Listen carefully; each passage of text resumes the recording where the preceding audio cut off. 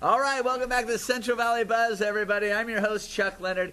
Billy, let's bring in our next guest, Carole Love Forbes. Carole, hello, how are you? Local author, Carole Love Forbes. Oh, yes. A late author, because I started writing it last year.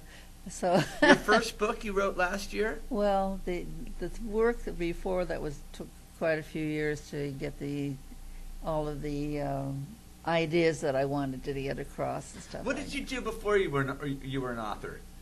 Oh, I was an actress. I'm an artist. You're an actress? What type of acting have you done, Carole? I've done tons of musical comedies. I did 2 Broadway tours, national tours. I was in Funny Girl. I had a role in Funny Girl. Wow. And I had a role on Broadway? The Broadway tour, the first Broadway tour, you know. Still pretty good. Yeah. What was your part? Did you have a singing part? No solo parts in Funny Girl. In Cabaret I did because I understudied the star, Signe Hassel. Wow. I got to do it a whole week in Chicago. It was fantastic. What year was this? Oh, God. In the 60s. 60s were good. Yeah, they were good to me. What else have you done? Oh, gosh, I did costuming. I costumed a lot of shows. And, in fact, I had a ton of beautiful, absolutely gorgeous costumes that I had been carrying around with me for years. I finally decided, after paying over $16,000 in storage, that I would donate them. So I donated them to Bullard North and Stageworks. That's awesome. I love that right there. Yeah. Now, I heard that you are good friends with Meryl Stubing. Is this the lady that's friends with Meryl Stubing? No. Gavin. Oh, from the Love Boat. Oh, Gavin, yes. Oh, Gavin, you call him. Oh, yeah. We're good friends. We did some... Oh, is that you on the Love Boat? Oh, that's just Gavin you and in the middle. And Yeah. Isaac and Yeah. Gopher and all of yeah. Yeah. Yeah, we worked together in a lot of professional workshops, so we were good friends. Are you still good friends with him? No, I've lost touch with him. I've lost touch with most everybody that I worked with, but the memories are still there. Well, tell me a memory of you and Gavin.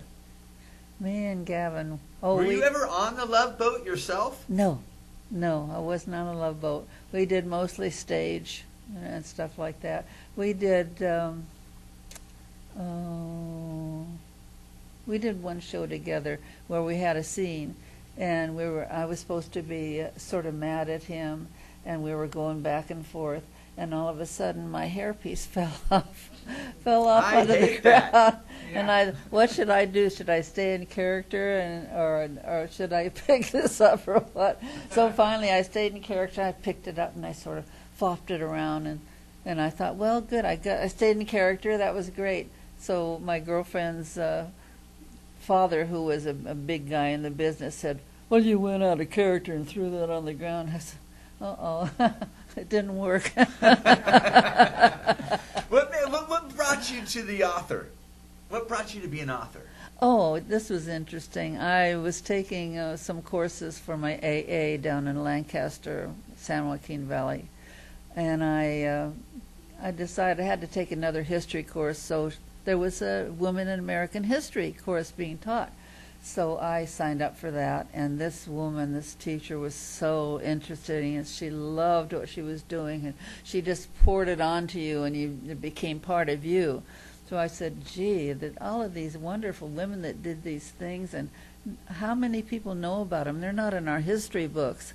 So I said, I'm going to write about it. And why? I don't know. I'm an actress and all this stuff, and all of a sudden I'm a writer.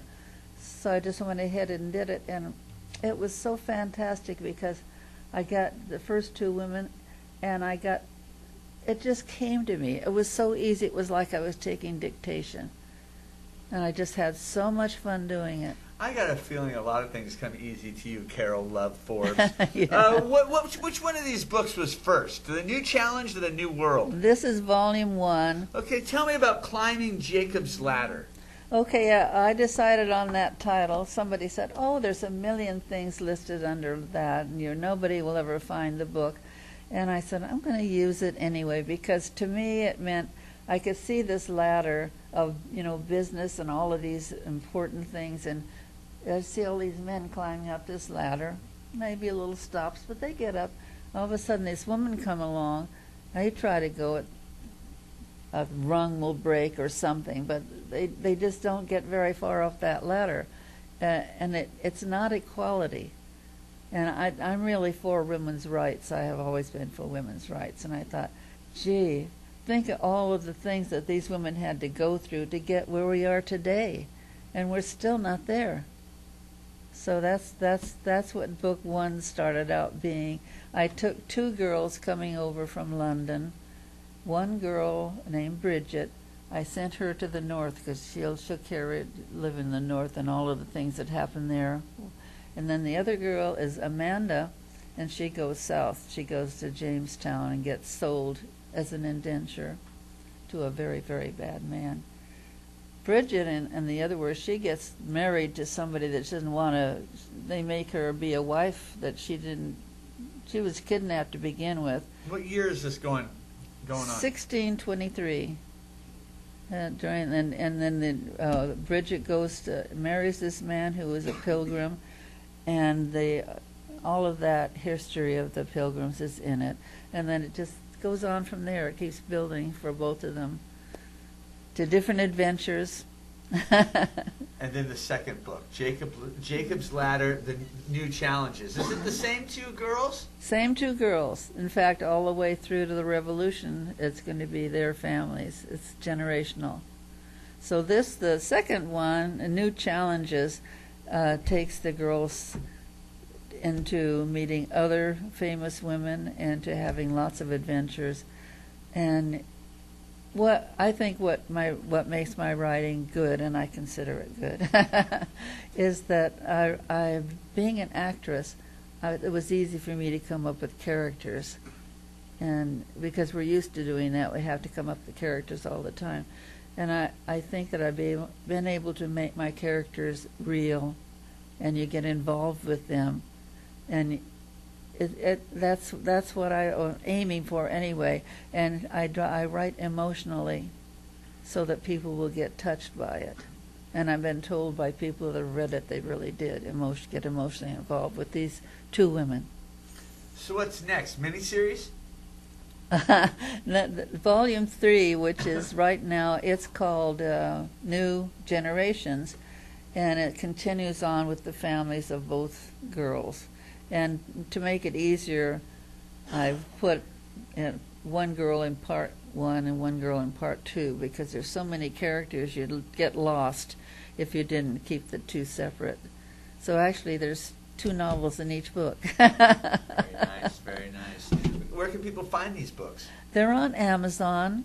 Okay. And they could I know where they can find them. Can I tell people where they can find them? Yes, could you tell? Okay, you can find them right here on CentralValleyTalk.com. Hey. If you go on CentralValleyTalk.com, go to the top, it'll say bookstore. You can buy local authors' books and local musicians' CDs there. And if you're an author or a musician watching and you have a CD or a book that you want sold, just let us know. If it's on Amazon, we'll put it on Central Valley Talk, and we're getting a lot of action on there right now. That is wonderful. Thank you so much. I appreciate you coming by.